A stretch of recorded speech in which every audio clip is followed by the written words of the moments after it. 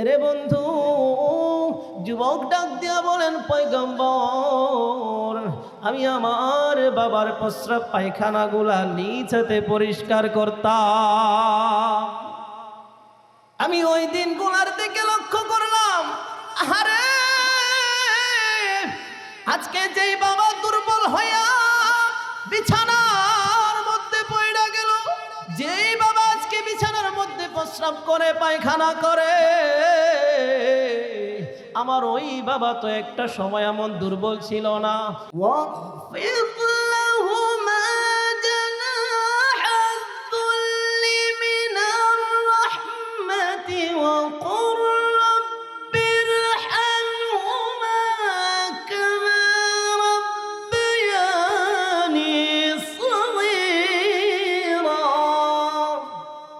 মানে জীবনে আমার,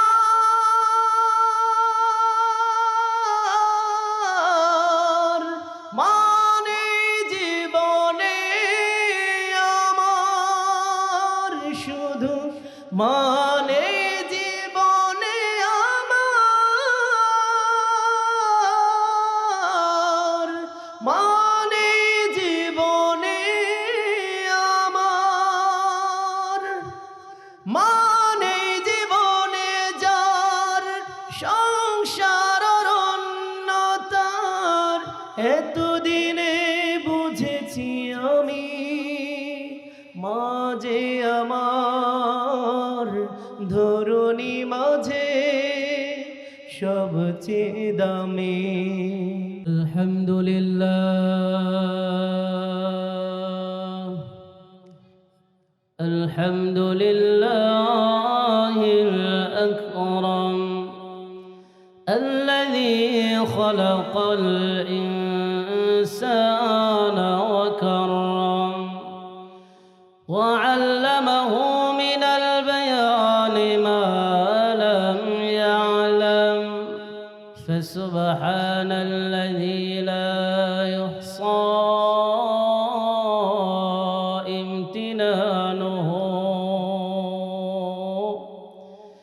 باللسان ولا بالقلم، ونشهد أن لا إله إلا الله وحده لا شريك له، ونشهد أن سيدنا وسندنا وحبيبنا ومولانا محمدا عبده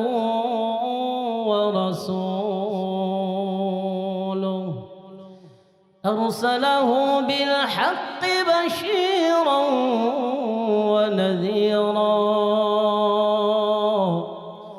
وداعيا إلى الله بإذنه سراجا وقمرا منيرا. أما بعد، فأعوذ بالله من الشيطان الرجيم.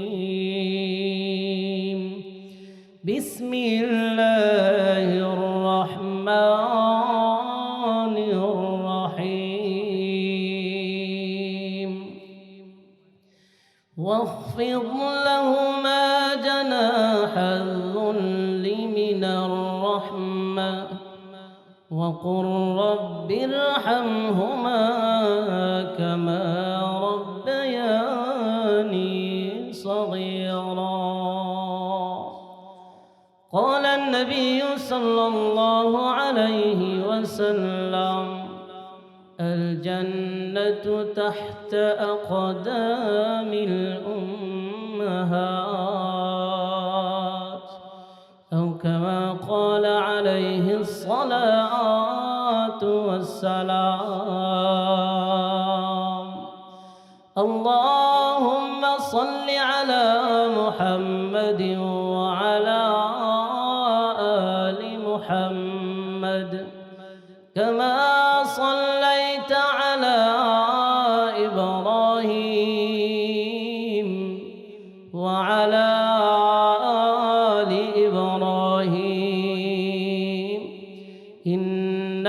حميد مجيد اللهم بارك على محمد وعلى آل محمد كما باركت على إبراهيم وعلى آل إبراهيم إنك حميد مجيد এখনো মাঝে মাঝে মাঝরাতে ঘুমের ঘরে ঘুম থেকে জেগে উঠি আমি বারে বার জেগে দেখি সবই আছে মায়ের স্মৃতিগুলো করে হাহাকার শুধু মানে জীবনে আমার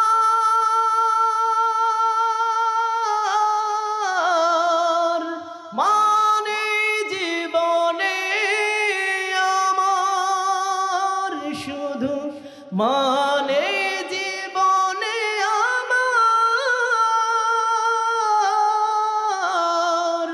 মানে জীবনে আমার মানে জীবনে যার সংসার অন্যতার এতদিনে বুঝেছি আমি মাঝে আমার ধরণী মাঝে সবচেয়ে দামি মানে জীবনে যার সংসার অন্যতার এতদিনে বুঝেছি আমি মাঝে আমার ধরণী মাঝে সবচেয়ে দামি মায়ের স্মৃতিগুলো পড়লে মনে মায়ের স্মৃতিগুলো পড়লে মনে চোখ বেয়ে জল নেমে আসে বারে বার শুধু মানে জীবনে আমার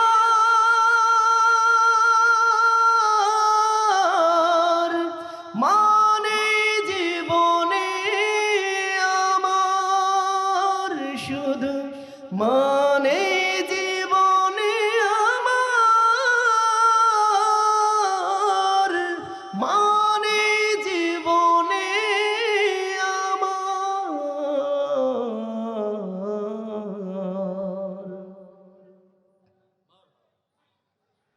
আলোকবালী পশ্চিমপাড়া মদিনাতুল উলুম ইসলামিয়া মাদ্রাসা ও এতিমখানার উদ্যোগে 17তম বার্ষিক ইসলামী মহাসম্মেলনের উপস্থিত সম্মানিত সভাপতি প্রধান অতিথি বিশেষ অতিথি হযরতে উলামায়ে কেরাম এবং দূর দূরান্ত থেকে আগত প্রিয় উপস্থিতি পর্দার অন্তরালের মা ও বোনেরা আল্লাহ রাব্বুল আলামিনের দরবারে অসংখ্য অগণিত শুকরিয়া আদায় করছি যে আল্লাহ তাআলা আমাদেরকে এই ফিতনা ফাসাদের জামানায় গুনাহের প্রতিযোগিতার জামানায় যে আল্লাহ রাব্বুল আলামিন আমাদেরকে সমস্ত গুনাহ থেকে বাঁচিয়ে বিভিন্ন কর্মব্যস্ততা থেকে অবসর করে কনকনে শীতের রজনীতে আরামের বিছানাকে ছেড়ে দিয়ে একমাত্র আল্লাহ রাব্বুল আলামিনকে রাজি এবং খুশি করার উদ্দেশ্যে জাহান্নামের আগুনের ভয়ে কবরের আযাবের ভয়ে আল্লাহর তৈরি জান্নাত লাভের আশায় যেই মালিক আমাদেরকে এই দ্বীনি মজলিসে কোরআনের বাগানে দ্বীনি কিছু কথা বলা এবং শোনার তৌফিক দান করেছেন সেই মহান মালিকের দরবারে শুকরিয়া আদায় করছি আলহামদুলিল্লাহ। প্রিয় উপস্থিতি, লম্বা চূড়া কোনো কথা নয়, কারণ আমরা মেসেজ পেয়েছি আমাদের যিনি আজকের প্রধান আকর্ষণ প্রধান বক্তা আমাদের সকলের মুরব্বী আলহাজ হজরত মাওলানা মুফতি আলী আহমদ হুসাইনি সাহেব দামাত বারকাতুহুম, উনি আমাদের মাঝে এসে উপস্থিত হয়েছেন আলহামদুলিল্লাহ। সেজন্যে লম্বা চূড়া কোনো কথা নয়, কয়েকটা মেসেজ শুধু আপনাদেরকে দেওয়ার চেষ্টা করব, যদি আল্লাহ তৌফিক দান করেন। ওমা তৌফিকি ইল্লা বিল্লাহ। এরপরে আমরা আমাদের যিনি প্রধান আকর্ষণ, সেই আমাদের মুরব্বীর কাছ থেকে আমরা আলোচনা শুনব। আখিরি মোনাজাত করে আমরা বাড়িতে যাব ইনশাআল্লাহ। রাজি আছি তো ইনশাআল্লাহ? ইনশাআল্লাহ। আল্লাহ আমাদের তৌফিক দান করুন, আমিন। প্রিয় উপস্থিতি, এই কোরআনের বাগানে, কোরআন হাদিসের আলোচনার মজলিসে আমরা আসতে পেরেছি। আল্লাহ আমাদেরকে দয়া মায়া করে আসার তৌফিক দান করেছেন। এতে করে কি আমাদের লাভ হয়েছে না ক্ষতি হয়েছে? অবশ্যই লাভ হয়েছে। কারণ মনে করেন আমরা কিছুই নিতে পারি নাই, এই যে বসে বসে শুধুমাত্র কোরআন তেলাওয়াত শুনলাম, লাভ হয়েছে কি হয় নাই? শুধুমাত্র কোরআন তেলাওয়াত শুনলেও মুমিনের দিল নরম হয়, ইমানের নূর বাড়তে থাকে। কথা ঠিক না বেঠিক? আরে আপনার আমার নবী যখন তেলাওয়াত করতো, বেঈমান কাফেররা তাদের চোখের পানি ছেড়ে দিয়া কালেমা পড়ে মুসলমান হয়ে যাইত। আজকে আমরা মুসলমান হয়ে এই কোরআনের তেলাওয়াত আমরা পারি না। এই কোরআনের তেলাওয়াত আমাদের কাছে ভালো লাগে না, অথচ কি মধুর বাণী, কেমন একটা গ্রন্থ আল্লাহ আমাদেরকে দিয়েছেন, আমরা তো টের পাই না। বিসমিল্লাহির রাহমানির রাহিম।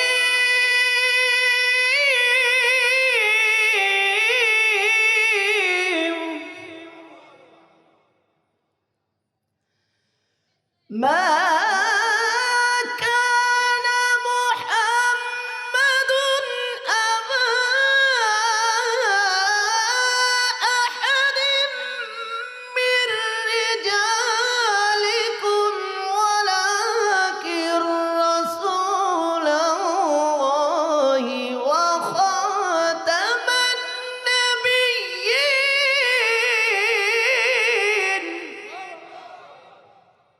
কোরআনের তেলাওয়াত মজা লাগে কে লাগে না? প্রিয় উপস্থিতি, আমরা তো সৌভাগ্যবান জাতি। এমন দুইটা নিয়ামত আল্লাহ আমাদেরকে দিয়েছেন, যেই নিয়ামত আল্লাহ পূর্বের জামানার উম্মতদেরকে দেন। দুইটা নিয়ামত আমরা পেয়েছি। এক নম্বর নিয়ামত হলো মহাগ্রন্থ আল কোরআনুল কারীম। দুই নম্বর নিয়ামত হলো নবী মুহাম্মদুর রাসূলুল্লাহ সাল্লাল্লাহু আলাইহি সাল্লাম। এমন একজন নবী আমরা পেয়েছি, যেই নবীর উম্মত হওয়ার জন্য পূর্বের জামানার নবীরা পর্যন্ত আল্লাহর কাছে দরখাস্ত পেশ করেছে। ওগো মালিক, আমাদেরকে নবী না বানাইয়া যদি শেষ জামানার নবীর উম্মত যদি আমাদেরকে বানাইতা, তাতেও আমরা সৌভাগ্যবান ছিলাম। এমন একটা নবীর, এমন একজন নবীর উম্মত আমরা হতে পেরেছি। বিনা দরখাস্তে আমরা তো টের পাই না, দিশা পাই না কোন নবীর উম্মত যে আমরা হতে পেরেছি। আজকে সেই বিষয়ে আলোচনা করার জন্য আজকে বসি নাই। যারা ওলামায়ে কেরাম আছেন, ওনারা টের পাইছেন যে কোন বিষয়ে আলোচনা করব। আমার আয়াত, হাদিস এবং গজল তিনটা মিলাই যারা সজাগ আছেন, ইসলাম সম্পর্কে মোটামুটি ধারণা আছেন, ওনারা বুঝতে পারছেন যে কি বিষয়ে আজকে আলোচনা করব। প্রিয় উপস্থিতি, আমি যে আয়াত এবং হাদিস আপনাদের সম্মুখে তেলাওয়াত করেছি, আমার তেলাওয়াতকৃত আয়াত এবং হাদিসকে রেখেই, সামনে রেখেই সামান্য কিছু আলোচনা করার চেষ্টা করব, যদি আল্লাহ তৌফিক দান করেন। ওমা তৌফিকি ইল্লা বিল্লাহ। প্রথমে জেনে নেই আমার তেলাওয়াতকৃত আয়াতে আল্লাহ রাব্বুল আলামিন কি বলেছেন। আমার তেলাওয়াতকৃত আয়াতে আল্লাহ রাব্বুল আলামিন বলেন, ওয়াগফির লাহুমা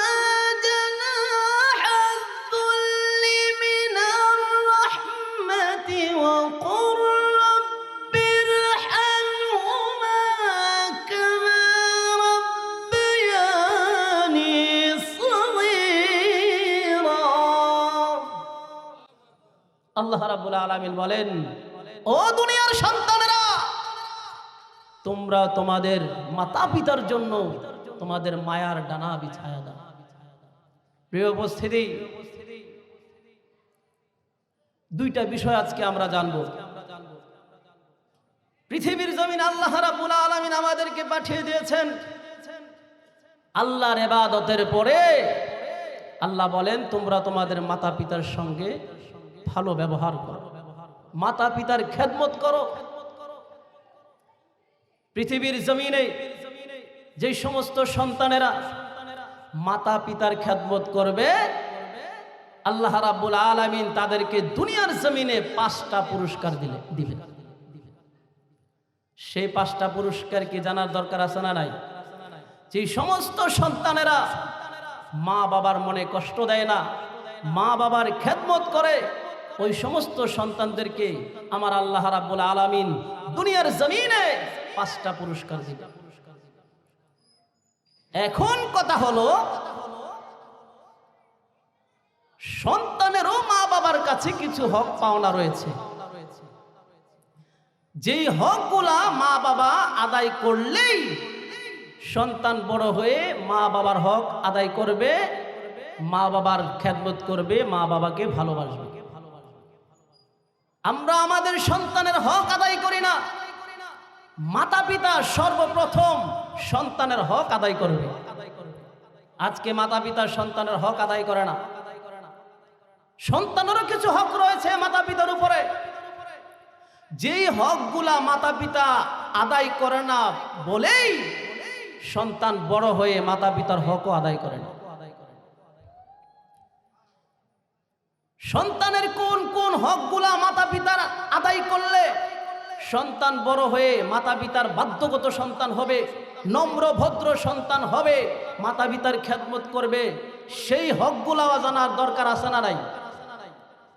আগে মাতা পিতার সন্তানের হক আদায় করতে হবে, পরে সন্তান বড় হয়ে মাতা পিতার হক আদায় করবে। মাতা পিতা তো সন্তানের হক আদায় করে না, এই কারণে সন্তানও বড় হয়ে মাতা পিতার হক আদায় করে না। রে যুবক, আমি সুলাইমান পয়গম্বর জানতে চাই, এমন কোন আমল তুমি করেছো যে আমলের কারণে আমার মালিক তোমাকে এমন নিয়ামত দান করেছে? এইবার যুবক ডাক দিয়া বলেন, ওগো আল্লাহর পয়গম্বর, আমার বাবা এবং মা বৃদ্ধ হয়ে গিয়েছিল, আমার মা বৃদ্ধ হয়ে গিয়েছিল, আমার বাবা বৃদ্ধ হয়ে গিয়েছিল।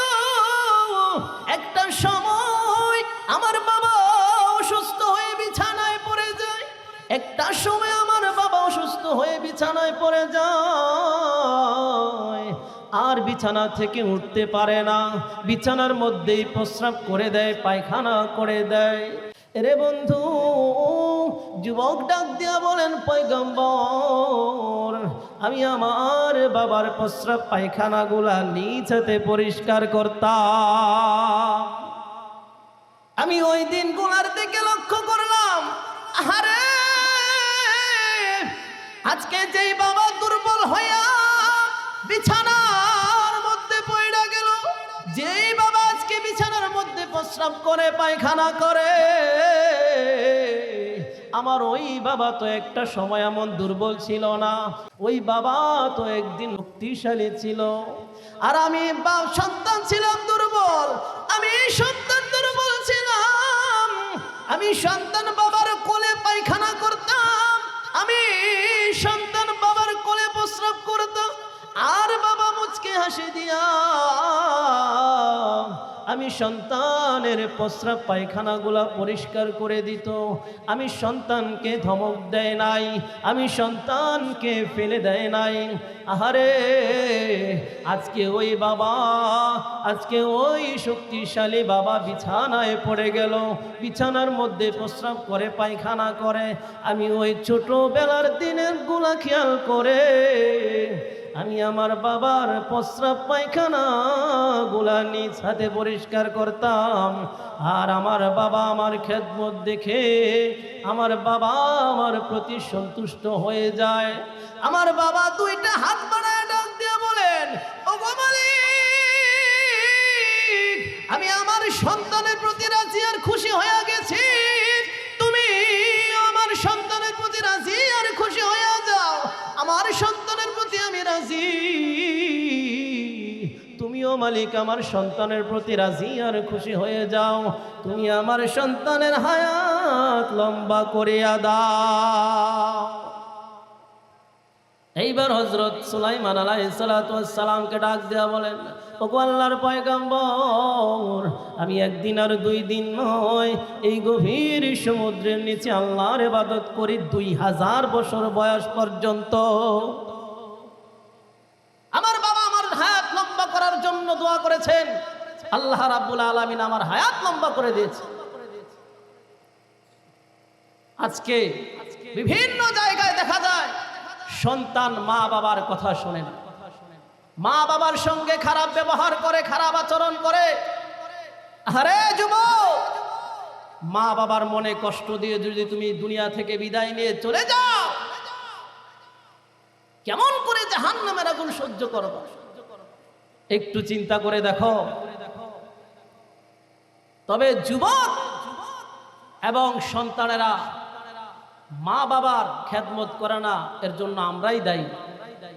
ওই যে বললাম, সন্তানের যে কয়েকটা হক রয়েছে, যেই হকগুলা মাতা পিতা আদায় না করার কারণে, সন্তানের হক, সন্তানের পাওনা আদায় না করার কারণে সন্তান মাতা পিতার খেদমত করে না বড় হয়ে, সেই হকগুলা কি কি সেটা আজকে অবশ্যই বলবো। আজকে আমরা সন্তানের হক আদায় করি না বিধায় সন্তান আমাদের কথা শোনে না, মাতা পিতার খেদমত করে না, মা বাবার মনে আঘাত দেয়, এমন কি মা বাবার উপরে লাঠি চার্জ পর্যন্ত করে, আঘাত পর্যন্ত করে। এমন নাফরমান সন্তান এই দুনিয়ার জমিনে আছে না নাই? আছে। কুমিল্লার একটা বাস্তব ঘটনা আমার এই মুহূর্তে মনে পড়েছে, সংক্ষিপ্তভাবে আপনাদেরকে একটু শোনাই। কুমিল্লার বাস্তব একটা ঘটনা। এক রিকশাওয়ালা বাবা রিকশা চালায়, রিকশা, একটা মাত্র সন্তান, ছেলে সন্তান, আর কোনো সন্তান নাই। মা আর বাবা রিকশা চালায়, সংসার পরিচালনা করে। একজন মাত্র সন্তান, কলিজার টুকরা সন্তান, বাবা রিকশা চালায়া এই সন্তানকে আস্তে আস্তে লেখাপড়া করিয়ে যাচ্ছে। ছোট সময় রিকশা দিয়ে তাকে স্কুলে পৌঁছায়া দিত। এইভাবে করে একটা সময় তাকে কলেজ, ইউনিভার্সিটি সব জায়গায় তাকে লেখাপড়া করিয়ে বাবা অত্যন্ত পরিশ্রম করে, অক্লান্ত পরিশ্রম করে এই সন্তানকে লেখাপড়া করিয়ে অনেক উচ্চ শিক্ষায় শিক্ষিত করল। এই ছেলেটা একটা পর্যায়ে ঢাকায় লেখাপড়া করে সে ওই কলেজেরই একটা মেয়েকে পছন্দ করে বিয়ে করে ফেলে। তো মেয়ের বাবা ছিল অনেক ধনাঢ্য ব্যক্তি, গুলশানে কয়েকটা বাড়ি তার। মেয়ের বাবার কয়েকটা বাড়ি ঢাকা গুলশানে। তো যখন ছেলে তার মেয়েকে বিয়ে করে ফেললো, বাবা তার মেয়েকে একটা গুলশানের বাড়ি দিয়ে দিল, যা তোর স্বামী নিয়ে তুই এই বাড়িতে থাক, তোকে আমি এটা দিয়ে দিলাম। ছেলে এখন এই মেয়ে পেয়ে গুলশানে বাড়ি পেয়ে আর বাড়িতে আসেন। দিন কি দিন, বছর কি বছর অতিবাহিত হচ্ছে। এই যে বৃদ্ধ বাবা, বৃদ্ধা মা গ্রামের বাড়িতে রয়েছে, রিকশা চালায়া যে সন্তানকে এত উচ্চ শিক্ষায় শিক্ষিত করলো, ওই সন্তান আজকে গুলশানে থাকে। বিশাল বড় বড় ধনী ব্যক্তিদের সাথে তার উঠা বসা, সে বিশাল অফিসে চাকরি করে। আজকে সেই গরিব মা বাবার কথা তার আর মনে নেই। মুসলমান ভাইরা রে আমার, এইবার মা দুঃখিনী মানুষের কাছে জিজ্ঞাসা করে, রে বাজান, জানোনি আমার সন্তানের খবর? জানোনি আমার বাজান কেমন আছে? আমার সন্তানের শরীর স্বাস্থ্য ঠিক আছে? এইভাবে বিভিন্ন মানুষকে গিয়া জিজ্ঞেস করে। একদিন স্বামীকে ডাক দিয়ে বলেন, ও গো প্রাণের স্বামী, তুমি একটু যাও না ঢাকায় গুলশানে গিয়া আমাদের ছেলেটা কেমন আছে তুমি তুমি একটু গিয়া খোঁজ খবর নিয়ে আসো, আমাদের সন্তানটা ভালো আছে কিনা, তার শরীর স্বাস্থ্য ভালো আছে কিনা, তুমি নিজে গিয়া একটু দেখে আসো। কয়েক বছর হয়ে গেল আমার কলিজা টুকরা সন্তানকে আমি দেখি না। এরে বন্ধু, এইবার বৃদ্ধ বাবা ঢাকা গুলশানে চলে গেল। তার ছেলের সন্তান, তার সন্তানের অফিসের সামনে গিয়া দারোয়ানের সামনে দাঁড়াইল। ভিতরে ঢুকতে চায়, দারোয়ান ঢুকতে দেয় না, বলে আমাদের বসের সাথে দেখা করা যাবে না, আমি আগে আমার বসকে জিজ্ঞেস করে আসি, আপনাকে দেখা করার সময় দিবেননি। এইবার দারোয়ান ভিতরে চলে যায়, ডাক দিয়া বলে, গো স্যার, গ্রাম থেকে একজন বৃদ্ধ মানুষ এসেছে, মনে হয় বড় অসহায়, কিছু সাহায্যের জন্য মনে হয় এসেছে, আপনার সঙ্গে দেখা করতে চায়, আমি কি তাকে অনুমতি দিব কিনা? এইবার স্যার ডাক দিয়া বলে, রাখো, আমি সিসি ক্যামেরার মধ্যে দেখে নেই ওই লোকটাকে। এমনি এই নাফরমান সন্তান সিসি ক্যামেরার মধ্যে দেখলো। এইবার সিসি ক্যামেরার মধ্যে তাকায়া দেখে সে তো আর কেউ নয়, সে হলো জন্মদাতা, তার জন্মদাতা পিতা রিকশাওয়ালা হাজির।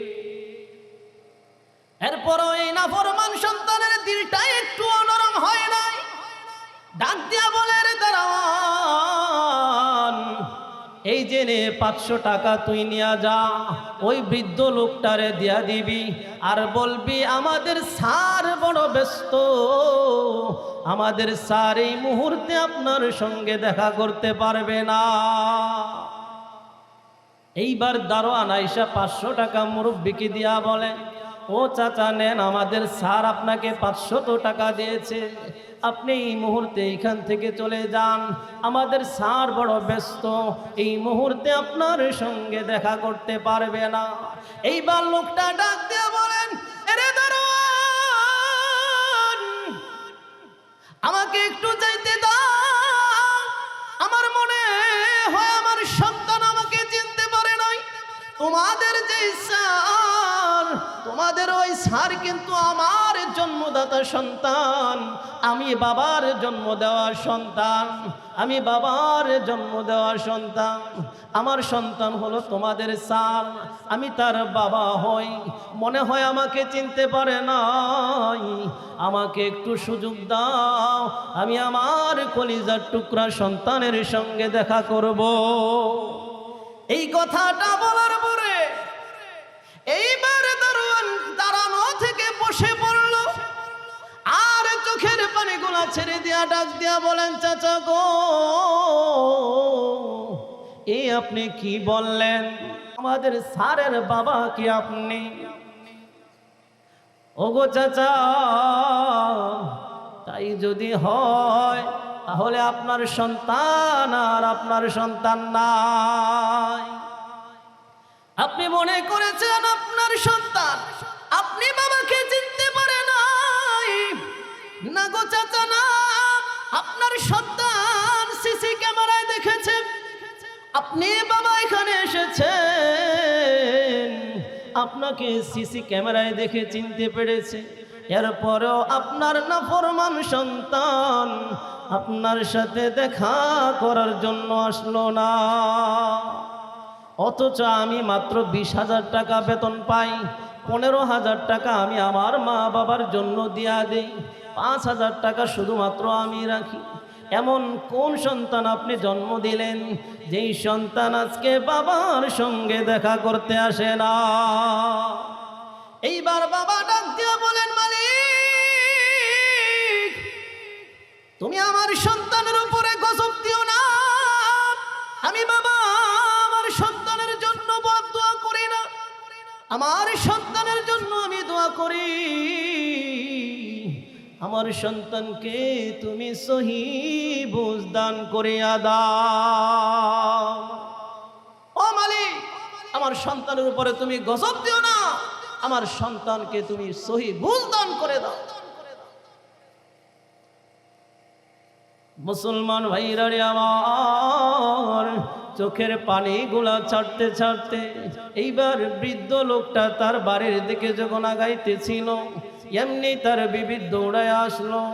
ওগো প্রাণের স্বামী, কেমন দেখে এসেছেন সন্তানকে? আমার সন্তানকে কেমন দেখে এসেছেন? কেমন আমার সন্তানের চেহারা? তার শরীর স্বাস্থ্য ঠিক আছে কিনা? এইভাবে যখন তার বিবি তার কাছে প্রশ্ন করতে আরম্ভ করলো, তাকে জিজ্ঞেস করতে আরম্ভ করলো, এমনি ডাক দিয়ে বলেন, বিবি রে, আমাদের সন্তান আর আমাদের নাই। আমাদের সন্তান এখন বড় অফিসার, আমাদের সন্তান আমাদেরকে আর চেনে না। আমি তার গেটের সামনে দাঁড়িয়েছিলাম, আমাদের সেই নাফরমান সন্তান আমার সঙ্গে দেখা করার জন্য আসে নাই। সে নাকি বড় ব্যস্ত, অনেক ব্যস্ত হয়ে গিয়েছে। আমাদের সন্তান বিশাল বড় অফিসে চাকরি করে, বিশাল বড় বড় ধনী ব্যক্তিদের সঙ্গে তার চলাফেরা। এই ছোট্ট রিক্সাওয়ালা বাবাকে সে আর পরিচয় দিতে লজ্জা পায়, সে আর পরিচয় দিতে পারে না। তার বাবা একজন রিক্সাওয়ালা, কেমন করে সে পরিচয় দিবে? এই জন্য লজ্জায় আমি বাবার সঙ্গে দেখা করতে আসে না। এই কথা বলার পরে মা দোয়া করে, ওগো মালিক, আমাদের সন্তানকে তুমি সহিহ বুঝ দান করে দাও, আমাদের সন্তানের উপর তুমি গজব ফেলো না, আমাদের সন্তানকে তুমি সহিহ বুঝ দান করে দাও। রে বন্ধু, ঘটনাক্রমে ওই নাফরমান যুবক একদিন জুমার নামাজ পড়তে মসজিদে গেল। জুমার নামাজ পড়ার জন্য মসজিদে গেছে। মসজিদে যাওয়ার পরে ঘটনাক্রমে ওই দিন জুমার ইমাম সাহেব জুমার বয়ান করলেন মাতা পিতার খেদমত সম্পর্কে। মাতা পিতার খেদমত সম্পর্কে যে বয়ানটা করলেন, এমন সিস্টেমে বয়ানটা করলেন, প্রতিটা কথা যেন এই যুবককে বলতেছে এমন মনে হয়। আল্লাহর কি মর্জি, আল্লাহ তার মা বাবার দোয়া কবুল করে নিয়েছেন, তার দিলের মধ্যে হেদায়েতের নূর জ্বলতে আরম্ভ করলো। ইমাম সাহেবের, খতিব সাহেবের বয়ান শোনার পরে সেজদার মধ্যেই কান্নাকাটি শুরু করে দিল। আহারে, এ আমি কি করলাম? আমার জন্মদাতা পিতা গ্রাম থেকে আমার সঙ্গে দেখা করার জন্য এসেছে, আমি তার সঙ্গে দেখা করলাম না, তাকে এইভাবে আমি তাড়িয়ে দিলাম। আরে, এখন আমি কিভাবে তাদের সামনে গিয়ে দাঁড়াবো? কেমন করে তাদের কাছ থেকে আমি ক্ষমা নিব? ওগো মালিক, তুমি আমাকে ক্ষমা করে দাও, আর আমার হায়াতকে অন্তত এতটুকু বাড়ায় দাও যাতে করে আমি আমার মাতা পিতার সঙ্গে যা কাছে গিয়া অন্তত ক্ষমা নিতে পারি। এই সন্তান নামাজের পরে সাথে সাথে আর বাসায় যায় নাই। মার জন্য একটা দামি শাড়ি কিনলো, বাবার জন্য একটা দামি লুঙ্গি কিনলো, সাথে সাথে কুমিল্লার উদ্দেশ্যে রওনা। ওই সময় কুমিল্লা যাইতে হলে 2টা ফেরি পার হইতে হইতো। এই 2টা ফেরি পার হইয়া যাইতে যাইতে তার মাঝরাত হয়ে গেল। সে মাঝরাতে শহরের মধ্যে গিয়া উঠল। এইবার শহর থেকে তার বাড়িতে যাওয়ার জন্য একটা রিক্সা প্রয়োজন, কিন্তু কোথাও সে এত গভীর রজনীতে রিক্সা খুঁজে পাচ্ছে না। একজন লোক পাইলো, জিজ্ঞেস করলো, চাচা, আমি তো এমন এমন আমার গ্রামের বাড়িতে যাব, এখন আমি তো যাওয়ার জন্য কোনো যানবাহন খুঁজে পাচ্ছি না, একটা রিক্সা কোথায় গেলে আমি পাইতে পারি? মুরব্বী লোকটা বলতেছে, বাবা, এই মুহূর্তে তো তুমি রিক্সা পাইবা না, তবে একজন বৃদ্ধ লোক আছে, ওই যে দোকানটা দেখা যায়, ওই দোকানের কাছে লোকটা রিক্সাটা রেখে ওখানেই বসে থাকে। সে সারা রাত গাড়ি চালায়, তার টাকার খুব প্রয়োজন, তার কোনো ছেলে সন্তানাদি নাই, তার বিবি বাড়িতে অসুস্থ, তার বিবির জন্য ঔষধ কেনার দরকার, সেজন্যে সে ঘুমায় না, সে রাতের বেলায়ও রিক্সা চালায়। এখন তুমি যদি ওই লোকটার কাছে যাও,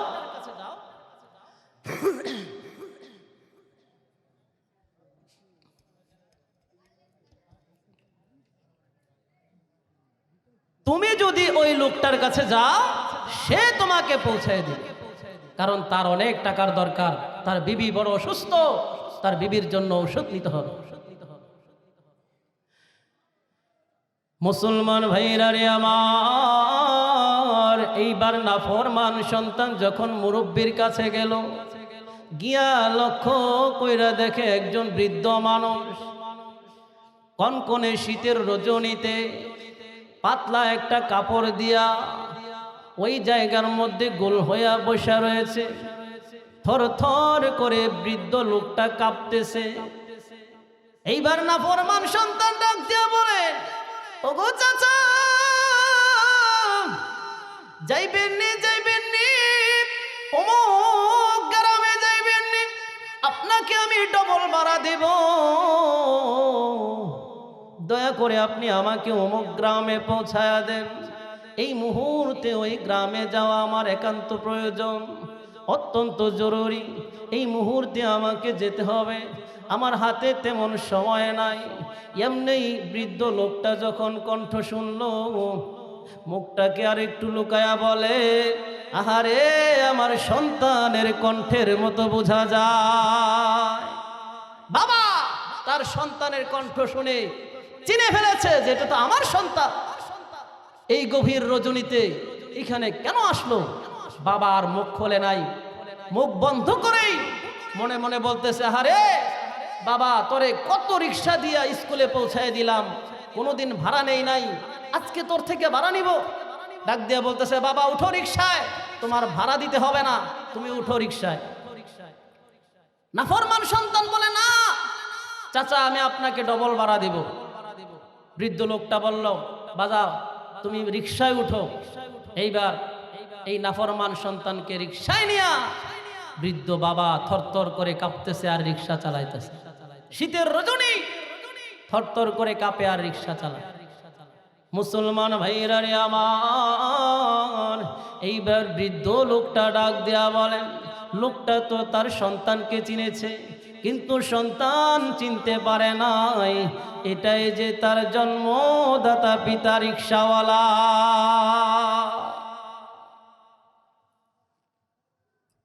এইবার মুরব্বী ডাক দিয়া বলেন, বাজান, কেন রে বাজান, এই গভীর রজনীতে ওই গ্রামে যাইবা? এই কথাটা বলার পরে নাফরমান সন্তান ডাক দিয়া বলে,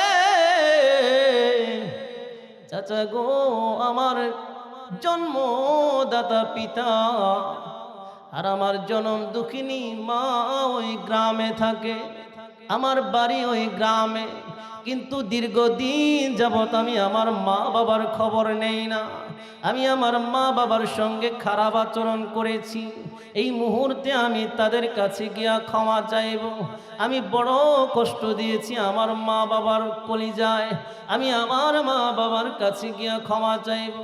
আমি যদি তাদের কাছ থেকে ক্ষমা নিতে না পারি, কবরের জগতে আমি আমার মাওলার কাছে কি জবাব দিব? এই কথাটা বলার পরে বৃদ্ধ লোকটার দেরি করে নাই, এমনি রিক্সা থেকে লাফ দিয়া নাই মা, কাপড়টা মুখ থেকে সরাইয়া ডাক দিয়া বলে, সন্তান রে, দেখো যে দেখো, তোমার ওই পিতার চেহারাই কি এইটা কিনা? এমনি সন্তান দেখে এটাই তো আমার বাবা।